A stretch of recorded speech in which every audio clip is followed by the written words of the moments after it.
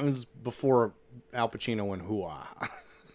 He did not hoo-ah on this. He was very reserved, Al Pacino. Very, very reserved Al Pacino. Welcome to the Review, a show where two small-town dudes give you our big dumb opinions. We're on number 2 of our AFI Top 100 list. Yep. Doing some catch-up here. That's right. We had a week off, but we're back, baby. We're back, baby. Better than ever. Better than ever. Of course, I am Toward the Max Extreme. Hoo-ah, I'm JT3K. Hoo-ah.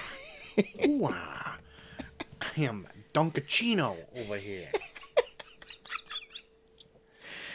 Really reliving all the Al Pacino hits for this one. Of course, we're going over The Godfather. We said it right up top. Yeah. I'll say it right again. Number 2. Number 2. This movie. Yeah. I'm just going to get into some stats right now. Considered a classic. Considered a classic. Absolute classic. Absolute classic. Dropped March 15th. Jesus. 1972. Jeez. Budget of $6 million. My God. Domestically, lifetime gross, because it was a re-released at one point, $134.96 million. Didn't hit that bill, though. Nah. Worldwide made $245 million. Rotten Tomatoes has this at 98%. Yeah. IMDb, 9.2 out of 10. Wow. Metacritic, 100% Jeez. again. Wow. Metacritic. I think you're being a little too lazy here. Be a little more critical, Metacritic.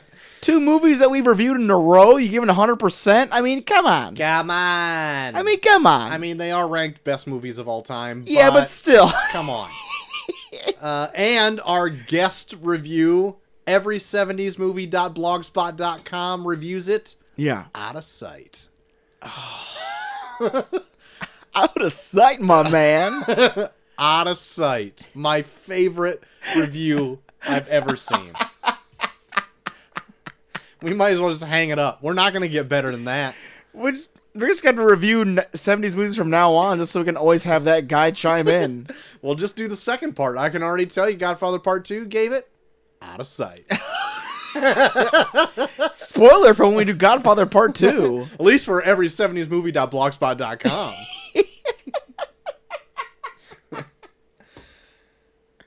JT, what is The Godfather about? Well, we're following the Corleone family as they are a crime family that is dealing with pretty much anything criminal except drugs. That's right. Narcotics. I don't like those fucking narcotics. But when they're introduced into the New York crime families as a means of income, old Don Vito Corleone is not about it. Until it seems like an insider is looking to get a hit out on old Vito Corleone to make sure it goes through, which leaves his youngest son, Michael, to decide whether or not he should stay in his civilian ways of being a war hero and looking for a job, or maybe jumping in and taking the reins when it comes to saving his father and possibly saving the quote-unquote family business. Family business. Right off the top, saw the running time for this movie. 2 minutes shy of 3 hours. Christ. I started watching this last night and I was like... It was like 10 o'clock and I was like, well, I think it's like a little over 2 hours. And then I was like 3 hours and I was like, well, I'm not going to make it all the way through. Right. I watched a good chunk of this all the way through. Yeah. I paused it once to have lunch. Yeah. And that was I started watching this immediately after Casablanca. I was like, Jesus Christ. Yeah. To my surprise, though, Really? both me and Chelsea watched almost. She watched all of this all the way through, except for when she dozed off near the end. Yeah, she said she missed the end. I saw it all the way through. Yep. I was pretty hooked. Really? I was interested, I would say, through a good chunk of the movie. Yeah. And I'll get into, like, a few things that I guess I dislike in it. Some of these weddings go on too fucking long. Also opens up on Don Corleone's daughter's wedding, which seemed like at one point, I was telling you before this, does the whole movie take place at this wedding? I checked. Once they got out of her wedding, I checked the runtime. 27 minutes went by. 27 minutes of this fucking movie takes place at Vito Corleone's daughter's wedding. Yes. Fuck that. And a good chunk of it is just people celebrating. Yeah. There's a lot of, like, just weird, like, oopa dancing going on for a large chunk of this fucking wedding. It cuts back and forth between more people just going and visiting the Don. Yeah. Going back to seeing more wedding stuff. A lot of it is, like, just, like, people being like, oh, you know who that is? That's what's his name over there. Yeah. I was like, okay, I get that. We can do this not at fucking Vito's daughter's wedding. We can do this somewhere else that's better. It went on for a long time. Too long. I can tell you that right now. But once they get out of there, they give you a scene that's, like, good. Like, yeah. Once they get out of there, they go to the horse head scene where you're like, oh yeah, shit. I like forgot right that out happened so quickly. Yeah, it's like right out the gate. They were like, oh yeah, okay. You're still with us after this fucking wedding? Well, get ready, because we're going to throw a fucking dead horse's head in a dude's bed, and you're going to love it. Never seeing this before, I knew that scene existed in the movie, and I thought that was like a finale to the movie. Yeah. It is not. No. It is barely the finale of the first act. It's like a part of like the movie where it's like, this is the fucked up shit the Corleone family does. Yeah. It's like one of those like cold opens where it was like, where you see like their consigliere going in and be like, hey, give this guy a job. And they're like, fuck him, he sucks. Yeah. And they're like, all right, we'll probably see you later. So much that he sucks is like, he took my lady and I look soft now. Yeah, that's true. Yeah, he's like, he's fucking my chick. Fuck him. Yeah. He's not getting a job with me. And then he's like, all right, we'll probably see you later then. Cut to his prized horse's head is in his fucking bed when he wakes up. Which, I want to see the process of doing that. I thought about that too. It was like, how did he not wake up? He was asleep and woke up with his fucking horse's head under the covers. Yeah. That he was underneath when he was sleeping. Right. I don't see how the logistics of that worked, unless they ethered him. Maybe. That horse's head was surgically placed underneath his blankets. Right. And he must roll around a lot in his sleep. He was covered in blood. No shit. That horse head was at the foot of the bed. But maybe there's a lot of blood in the head. But I was loving like the reveal of that, because you get like that, like he's waking up where it's like, why are we watching this? And then you see like the small like handprint of blood like on like the... On the blanket? Yeah, on like the blanket by his shoulder, where you're like, oh, that's kind of weird. And then he like rolls around and then like he pulls up like a full hand of blood. We're like, what the fuck? What'd they do to him? Yeah. And then like it pulls the blankets up more and more, and he just sees more blood until he gets to the horse's head, where you're like, Jesus Christ. Right. And let's have that horrible scream. Yeah. Jesus. And then like the small little things they sprinkle throughout, where it was like, oh, here's Johnny sent these flowers, well, like thanking you for the wonderful job you got him or whatever. Yeah. That was pretty great. This huge bouquet of flowers. Mm-hmm. So I really liked, well, let me just go to my note, because like it's yet another movie that made like the AFI top 5 list almost. Yeah. That it deals with like another New York Italian accent you have to follow. Like right at the very beginning, there's like literally people going, "Hey, what's the gabagoo?" Hey. Like they literally say, "Where's the gabagoo?" And they throw it. I'm like, what is gabagoo? Why does it get thrown in like this small sack? Yeah, this movie does take like small instances here and there where they give you recipes. I was like, should I be writing this down? There are people just constantly eating in this movie. There's not a scene where people's not eating. There is a legit scene where a guy gives you a pretty decent spaghetti sauce recipe. Yeah. Where I was like, should I be writing this down? This doesn't sound too bad. It sounds good. Turns out secret ingredient, sugar. You just got to remember that. You should be golden. But it also feeds 20 guys. That's true. This is true. So you got to remember that. You're not feeding an army here. Well, me and Molly like leftovers, so. Oh, great. Great. So, even though, like, crime movies aren't, like, my thing, I'm not, like, gravitated towards them. Yeah. I'm always intrigued once I get in on, like, the inner workings of, like, how those work. Yeah. Like crime families and stuff. Yeah. And I think this movie does that really well. Yeah, they bring you through a lot of instances of, like, what happens when you are in a scuffle with another crime family? Like, what happens, like, when they pretty much do, like, peer mediation. Yeah. With, like, the rest of the families being like, okay, guys, what do we gotta do to make sure you guys aren't fucking each other up anymore? Right. But the one downfall, I think, of this movie is that, like, everyone's got kind of, like, a similar name. And they all are, like, the New York Italian accent. And I'm like, who's on whose family? Like, dude, I can't keep track of all these people. You can totally tell that the dude that made Gotti loves this movie. Yeah. Because, like, the thing that The Godfather does is that, like, when they introduce a character that you don't see a lot, but is, like, a pivotal part of the story, like, when he's on the screen, they'll, like, repeat his name over and over again. Where it's like, okay, it's that guy. But, like, in Gotti, they would be like, they would, like, fucking, like, introduce him once, and he'll never say his name, and then they'll be like, oh, yeah, fucking Paulie, fucking motherfucking Paulie over here. He's fucking me in the ass, blah, blah, blah. Like, who the fuck was Paulie?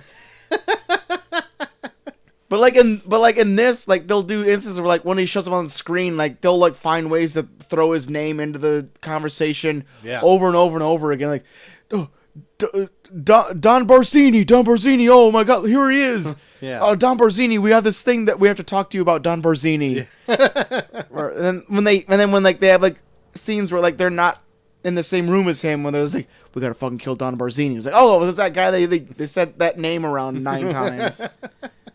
Yeah, I mean, yeah, they do that. Yeah, for sure. But I mean, I prefer that over not knowing who the fuck they're talking about. Yeah, but even then, like, yeah, most of the, like, the people you had to remember were, it's mostly, like, the lower tier guys that, like, when they were all grouping together at the end, but I was like, so I thought he worked for somebody else, and then he's going to working for somebody else at the end, and I'm like, I don't know who anybody is. Well, that's kind of the main thing about it. There's so much there's, like, so much crossing and double crossing in this. Yes. Anytime you get a plane ticket to go anywhere, you're done. Yep. Yeah. Would be like, that's, like, the one bad thing about working with, like, a crime family is, like, once they're done with you, you're just, like, dead. Yeah, like, pretty much. They're just gonna kill you. Like, that's, like, kind of the main theme of this whole movie was, like, these crime families, they do operate like a business, but in the same sense, they treat people like commodities, where it's like, well, this isn't going to help us anymore. We just got to get rid of it now. Mm-hmm. Like, there's even, like, parts where it was like, they weren't 100% sure the dude was, like, on the up, like, was fucking them, but they were like, yeah, he's probably fucking us. Yeah. Like, that guy, that was, like, that one guy that called in sick when the fucking Don got shot. Is like, he probably fucked him over. Right. Go kill him. Like, maybe he was legit sick. What the fuck? That would be the worst fucking luck. Yeah. I think that guy was actually named Paulie. I think he was too. That was also one of my favorite lines in the whole thing, when they fucking kill him and he's like, leave the gun, take the cannolis. Yeah, that's like one of the famous lines. Leave the gun, take the cannolis. But yeah, I would fucking lose my shit if I was like working for, like, a crime boss and, like, hey, the crime boss got shot today. I'm like, God, picked a really bad day to fucking stay in from diarrhea. Yeah. The one day I eat bad McDonald's and the fucking crime boss gets shot. Well, I gotta move away now. Yeah. Oh, they'll find you, man. It doesn't matter. They'll fucking find you. Being that this movie is so long, and after, like, the wedding scene takes place and moves on, yeah, this movie does a lot. Like, it's got 3 hours to play with, But I think I've forgotten more Yeah. than I remember than happened in this Yeah. movie. I wanted to go into this saying, like I do like this movie, but I feel like sometimes, even with, like, the long runtime, it kind of rushes a few things. Where it was like, it's like 10 pounds of shit in a 5-pound bag, but with this one, it's like 200 pounds of shit in a 100-pound bag. Because this movie's so long, and they even get to points where they're, like, rushing shit. Yeah. Where, like, even, like, Michael comes back from Sicily, where he was like, yeah, I've been back for a year, and I want to marry you. And they just get married, where I was like, wait, out of nowhere! Okay, that was, like, one of the things that kind of drives me nuts, too. Because, like, they do time jumps in this. Yeah. But they don't tell you that they jump time. No, you only have to, like, put it together by, like, oh, I guess he has a kid now that's 3? Yeah. Or now he, like... Because it seemed like time just wasn't moving at all. Yeah. So Michael gets, like, punched out by, like, the police captain. Yeah. Like, after his dad gets shot and is in the hospital. And his face is swollen for 6 years. It seems like forever. And I'm like, time must not be moving at all, but a lot of things are happening. Yeah. He's, like, just getting a black eye when he moves to Sicily. And he still has it in Sicily. Yeah. He has it during his wedding in Sicily. And then he comes back, and he's like, oh, now he looks fine. He's like, and then Diane Keaton is like, when'd you get back? I got back a year ago. Yeah, like, what are you doing? The fuck? What were you doing for a fucking year? So, like, I would assume 2 years have gone by since Don Corleone's been shot, and he's still bedridden? Yeah. And then the next time you see him with his like, girlfriend, Annette Bening, they have a 3-year-old kid, and I guess they're married now? I don't know. He's got a kid. And that's like, oh, it jumped in time again. What is... Yeah. It's just like, out of nowhere, they're just like, oh, fuck. We just spent 2.5 hours showing you weddings. We gotta get to the end, guys. Start jumping time like it's nothing. And so, like, the one complaint mostly that I have with this movie is that I think it spends time doing unnecessary things. Yeah. Like, the whole Sicily part can be cut. Yeah. I don't care what happens to Michael in Sicily. I don't give a shit how much your wife loves driving. Yeah. Unless something comes up in the part 2 where that makes it relevant. Yeah. But, like, he could just, after he does the whole thing where he assassinates those 2 in the restaurant and goes into hiding, you just need to really show him, like, getting word in Sicily that his dad's been killed. Or at least been shot. Yeah. I think that's all you need. Well, no, he didn't get that word that he was been shot. Like, what was it that, like, he gets from... No, yeah, it was his brother died. Oh, yeah, his brother died. Yeah. That's, I think, all you need. You don't need to have a half an hour dedicated to his life there to meet a woman who eventually just explodes. Yeah. Like, and then even, like, show him, like, really grieving that, too. Like, she explodes, and then they cut to, like, he's coming back. He's already back in the States, and it's a year later, and he wants to fuck Diane Keaton again. Yeah. Or, like, so what... What was the point of all that? So fuck your wife, then. Yeah. Fuck your wife. Did you fuck my wife? So, like, all of that made no difference. Yeah. And I was like, this movie is 3 hours long. Yeah. Make a cut somewhere. Yeah. Maybe that's blasphemy to people who really love this movie, but what does it add? Like I said, it's 200 pounds of shit in a 100-pound bag. It's God. 3 hours, but they still found ways to be like, oh, man, we gotta cut this. We gotta... Well, then make 2 movies. Make 3 movies. I don't fucking know. They did make 3 movies. Yeah, but the third one sucked. Like, Jesus Christ. Like, they get to points here where I'm like, where are we? Yeah. Part 2 was almost 3 hours. Yeah. I was looking at the runtime of the rest of them when I was like renting this one or whatever. Yeah. I totally forgot that part 3 comes out like way later. Like, it drops in 1990. And Sofia Coppola directed that one, not Francis Ford Coppola. Yeah. And I heard it's like the dog shittiest of shittiest movies. Because, like, she, like, stars in it herself, and they, like, make her, like, the main Oh boy. Yeah, like she's like Sofia Coppola being like, I'm the main star of The Godfather. I don't know about that. I Yeah. kind of now that I'm on like this train though, I kind of just want to like power through the rest of them. Two's good. I've heard it's like the best sequel ever. Yeah, and the thing that really sticks out the most is that they go back and forth between Michael trying to strike a deal with like somewhere in Cuba, but then the main thing that they really say is like the best part of it is they have Robert De Niro that plays a young Vito Corleone. And they show like how he became the Don of New York. Cool. Oh yeah, that'd be great. Might have to watch that sometime soon. It's good. This is that same guy who was talking to me about Casablanca from our last episode. Also says that like this is also one of his favorite movies. So I got to text him like today that I watched 2 of his favorite movies in one day. Ask him what he thinks of Citizen Kane. Probably say it'll suck. I don't know. It's about a sled or whatever. I don't know. Fucking sleds. But yeah, that's my one takeaway of like something that my biggest criticism. No, I get it. Like, I wanted to be into this so much, but I was like, I feel like I would have liked this more if they would have simplified it in some way. Like, don't tell all the Corleone stories, maybe tell 1 or 2 of them. Yeah. But it was like, they felt like they had to be like, we gotta go through the entire history of this fucking family. And like, by the end, I was like, wait, where do we start? Yeah.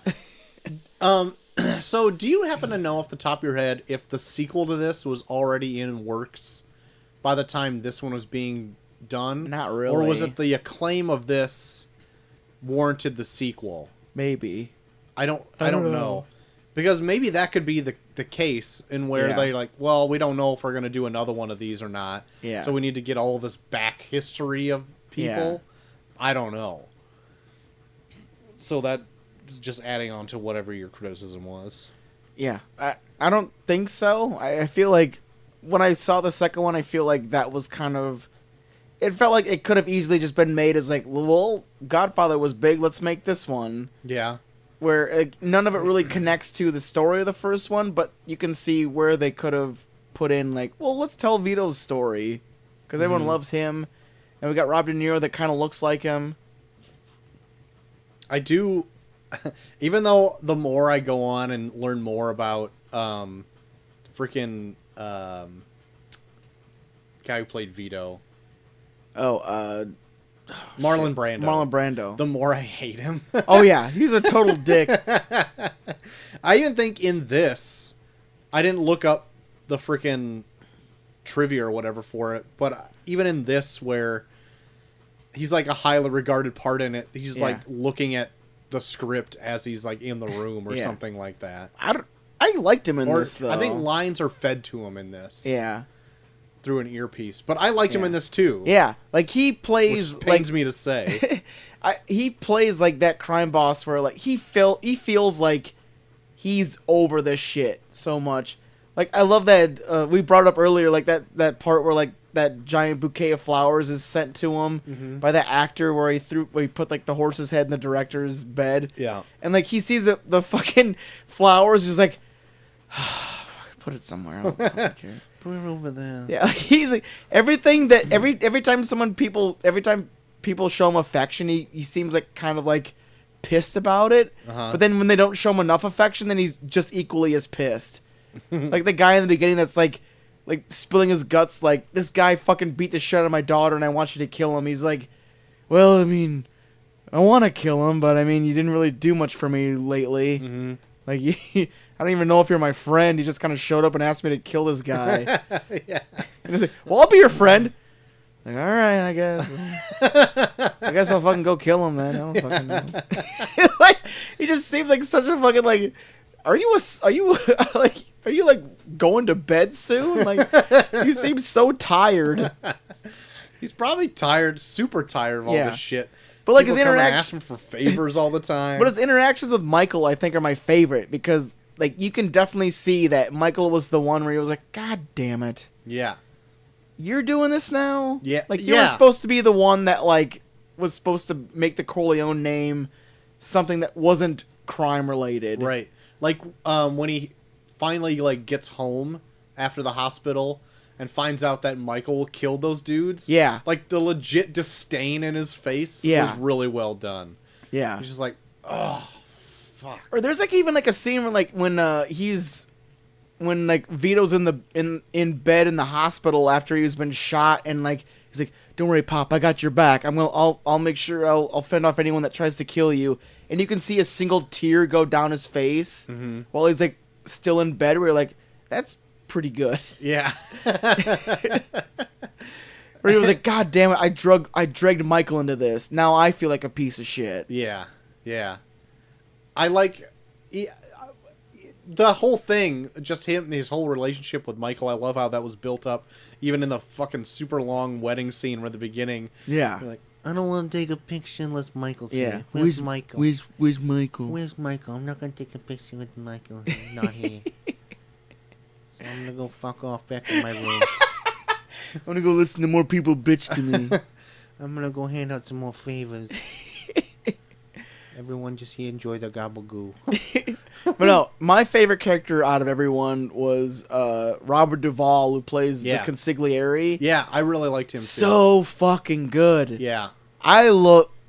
He's like the guy where it was like he has no power, but he's the most powerful guy in the room because he has like the Corleones behind him. Yeah. We're like, you got to do this. It's like, well, I don't want to fucking do it. And he's like, all right, you don't have to do it, I guess, but I'm gonna tell the Corleones you don't want to do it. And they're like, right. Oh shit. Well, never mind then. Right. I guess I'll do it. Like when he goes and meets the film guy. Yeah. He's like, well, as long as you can let me rent a car or borrow a car to take me to the airport. Yeah. Don Corleone doesn't like bad news, and I got to give it to him real fast. Yeah. Don Corleone prefers it when I give him bad news right away. So I gotta go home like right now. He's like, "Oh, get the fuck out of here!" And then wakes up with his fucking horse head in the goddamn bed. God, that's like legit kind of terrifying to me that like a person can get that sort of power. Yeah, you know what I mean? Well, there's probably people with like quote unquote legit power that do just as bad. Oh, shit. I know. Like that. I love that scene that he has with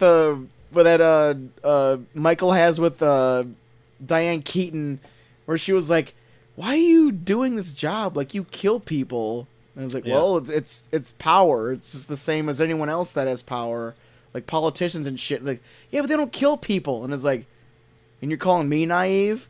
Yeah. Oh, yeah. I like that too. Where it's like, yeah, fucking politicians and shit. They're considered legit, but they do just as shady as shit. Yeah. Oof. I was looking it up. Godfather 2 was made as sort of the great response to this. Yeah. So there you have it. And then I guess Godfather 3 was made in great response for 2. Yeah. By like 25 Francis years later. Ford Coppola's daughter that made it all about her. That's right. I guess it was 15 years later, not 25 years later. Jesus. Regardless. It went from 2 years later to 15 years later. That always warrants a great sequel. Of course. When it's like a decade after the first one came out. But I even though the runtime of this is super long, and it does go a lot of places. Yeah. I really liked the story of Michael taking over as the Godfather. I liked his eventual rise there. Yeah. I just think there's like a lot of stuff you could just trim off. Yeah. I feel like they could have made a movie just based off of the fact that they get to where Michael is like, I have no choice. I have to be part of the family now. Mm-hmm. Like, I was really enthralled up to the point where he has to do his first mission to kill those guys. Mm-hmm. Where it was like literally no one else can get in without raising suspicion. Like if they bring in Michael, they're gonna know that like he's just a civilian, and we can easily like plant a gun where they're not gonna think twice when he goes to take a piss, where he comes back and fucking kills them. Yeah. Where it's like you see Michael's fall from grace from being like this war hero to now he's gunning down dudes in a restaurant. Mm-hmm. Like just that alone I think would be a compelling movie. Yeah. And that's the first hour and 20 minutes of this movie. Yeah. And then just dive to see what he's doing for a little bit. Yeah. And then it keeps continuing on with like the rest of Sonny, is that his brother's name? Sonny. Taking over for a little bit. Fucking He's James Caan over here. Yeah, Fucking. and he's like way more aggressive. Yeah, and like he takes proactive. shit, he takes shit more personal. Where like when people like are trying to attack him, then he just goes out and fucking full blown kills somebody. Which that was also another thing where I was like, you're rushing way too much. Where it was like, yeah, I fucking killed this Don's son the other day. Where I was like, you're not gonna show it. You're just gonna fucking say it. Yeah, and because Marlon Brando brings that up later, and it's like the biggest deal. Yeah. That like they never both showed it. Lost sons. Yeah, but they never showed it. They just show like Sonny says it at one point. Right. They make more of a deal about him going and beating the shit out of his brother-in-law. Yeah. Which I really like. Like rolls up to his sister's house. She's got like a black eye. Yeah. It's like, just tell me where he is. No, don't hurt him. Just beats him in an alley. I'm just gonna talk to him. Rolls up on him and like hucks a stick at him just to start off the fight. Beats the shit out of him with a trash can. Except during that fight, did you see that like there's a punch that was like way off. So off. I'm like he like throws his head back while he's still throwing the punch. The punch is like 3 feet away. God, like, so Jesus. bad. I can't believe that. I love the fight that like the sister and her husband have like when that draws Sonny out. Yeah. Where like she's just like, well then fuck you, and she's just like throwing dishes and she's like, what the fuck you doing? And just like throws her around the room while she's like throwing dishes on the floor. She's like, Jesus Christ. Yeah. The fuck is happening here? Yeah, then when it draws him out, that leads me to like one of my favorite things that happen in this movie, like the random hits and stuff. Yeah. Those I think are great. And they come out of nowhere, and it's like you kind of experience with the people that are getting hit, where it's like you see one little thing that's off, and you're like, oh shit, and then it's way too late by the time you realize it. Yeah. Like whether it's like a guy, like a toll booth guy that just like closes his door and ducks down, or it's like when Luca Brasi. When, like, he's just, like, getting a drink at a bar, and then a guy comes up and just, like, knives his hand to the fucking bar. Yeah. Like, oh, shit, you're fucked. But yeah, all that, like, at the end, where, like, Michael orchestrates, like, this mass, like, killings or whatever, all those are great. That totally reminded me of, like, the end of Breaking Bad. Yeah, me too. Where, like, when, like, Walt's, like, checking his watch, and all these people are getting killed. Like, oh, fuck. Really good. Yeah. And it's, like, all happening during, like, his godson's friggin' baptism. Yeah. Like, I love it, like, right when they're like, do you denounce Satan? And that's, like, right from there. And he's like, yeah, I denounce Satan. And then after that is when they show all the fucking murders that he fucking orchestrated. Like, everyone's just being killed. Yeah. Like, the friggin' asshole owns a casino getting a massage. Gets shot right in his fucking eye. In his glasses. Like, God. The guy gets locked in the revolving door. Yeah. Oh my God. Scary shit. That terrifies the shit out of me. Just like fucking literally a fish in a barrel. Just getting shot the shit out of. There's like one guy that's like fucking a chick, and they just like unload on him and her. Yeah. Like, what the fuck did she do? Wrong place, wrong time. God damn it. Yeah. Great stuff.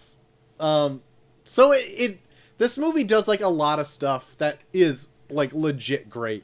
Yeah. The whole story aspect of it is near perfect. Yeah, the story's good, and it's so much to digest. Yeah. Like it sounds weird to say, but it's so much to digest even for 3 hours. It is. Like it's exactly like how you put it like way earlier, where they spend a lot of time doing certain things and then it just like seems to jump ahead in time. Yeah. And like cram a lot of stuff in. Yeah. In small amounts. Oh, by the way, 3 years have gone by and Michael's been back for 2 years and now he's fucking this chick and then they do this. We're like, wait, what? Shit. Where? Yeah. friggin' Vito dies in his tomato field or whatever it is. Tomato garden. Felt bad for those plants. Just took them down with them. I know. God, Vito, you couldn't have just fucking fallen in the dirt. You gotta kill the tomato plants as well. That spaghetti sauce is gonna be tainted. You know what I mean? Well, they can still buy sugar. Yeah, I suppose. But yeah, all in all, The Godfather is a pretty great movie, though. Yeah, and you can see where a lot of even the gangster films from after this have really borrowed a lot from it. Every gangster film. Every gangster film is pretty much built on this idea of set up a scenario and then show fucked up hits. Yeah, I really like what The Godfather did here, and it's odd enough that almost 2 weeks in a row we have a movie where it's just another hey, I'm walking here type fucking. But it kind of still wanted me to also, go back and rewatch Sopranos. Yeah. Even though it's and more of that, and I'm I'm kind of getting sick of it. Right before Vito gets hit for the first time, there's a total Jake LaMotta poster in the background. Oh, is there? Yeah. Oh, sweet. But yeah, I really dig it. I forgot to see what awards this made or got, but I'm assuming probably all of them. Extensive. Yeah.